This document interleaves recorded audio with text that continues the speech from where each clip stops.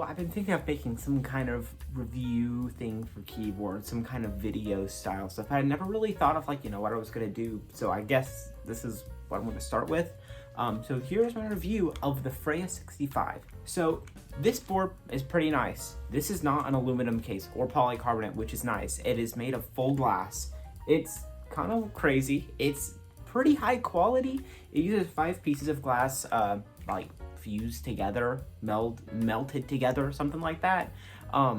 There were 3 plate options. There was a polycarbonate plate, a palm plate, and an aluminum plate. And there was also clear and frosted, and I, of course, got the clear version. This has a lot of RGB underglow, and it looks pretty good. And the side profile looks pretty cool with this glass.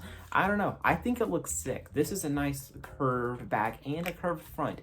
My only issue with this board is that the front height is pretty tall. Like when I first came over to it, like before, I was using a Frog, and the front height on that is super low, and this thing is like freaking massive. This is a chunker, but there is a channel in the Discord server for this board, which I'll have a link to in the description, where there is a channel about a glass wrist rest, which will match the board pretty well. And for those people that are not used to this really tall front height, I would actually highly recommend that. So this board uses a gummy O-ring mounting. It comes with a 50A O-ring and a 30A. I use the 50A O-ring in mine because from what I've heard, the denser O-rings typically sound better, have a fuller sound.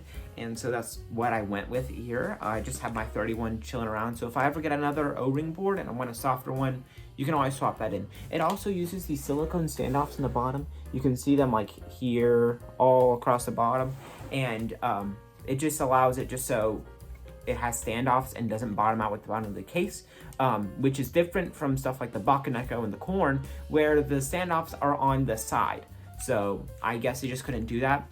Another thing with this board is that there's no daughter board, which I don't know how easy it would be to screw things into like, glass, but this is a pretty big USB hole, I guess you could say. There's a lot of room for it to bounce and flex, and there does seem to be a pretty decent amount of flex here with the 50A O-ring. If you do press down hard enough, I can get the bottom row to hit the bottom of the case. However, I am using the longest Milmax sockets. That is probably the issue. I've never had any issues with shorting, and with normal use, they won't touch the bottom of the case. Don't freak out about it. So it's not that big of an issue. There's also art on the bottom of the PCB, which I think looks sick.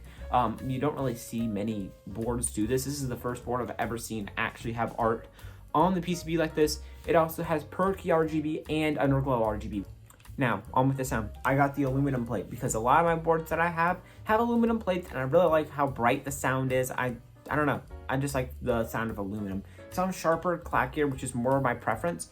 And so that's what I went with. Now, I don't know if this is only with the aluminum ones, but mine sounds kind of hollow, and I'm using long pole switches. That could be the issue, but I threw some Star Meteor oranges in here, and they still sounded a little bit hollow, and I think it's because of 2 things. 1, it's a single piece case, and 2, I am using long pole switches, which are stupid loud.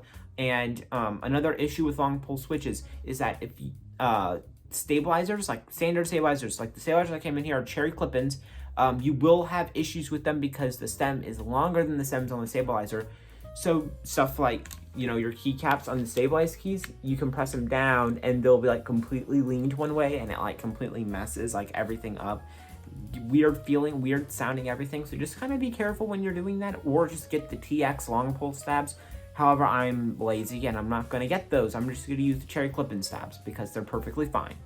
In this board, I have it built up with A-boards navies, specifically the R1.5s, which I can't seem to find anywhere else other than Ash Keeps and Swag Keys. I think are the only places that still have them in stock. So I think those are the only 2 places I saw. If there's anywhere else, cool, get them there if you want them. They have a pretty light tactile bump. I'd say probably around the level of a Meteor Orange or an MX Brown. So it's not for everyone, but I like it myself. I think it feels nice. And of course, I topped this off with the best keycap set of all time, GMK Greg. Fantastic set. So yeah, that's all my stuff on the board.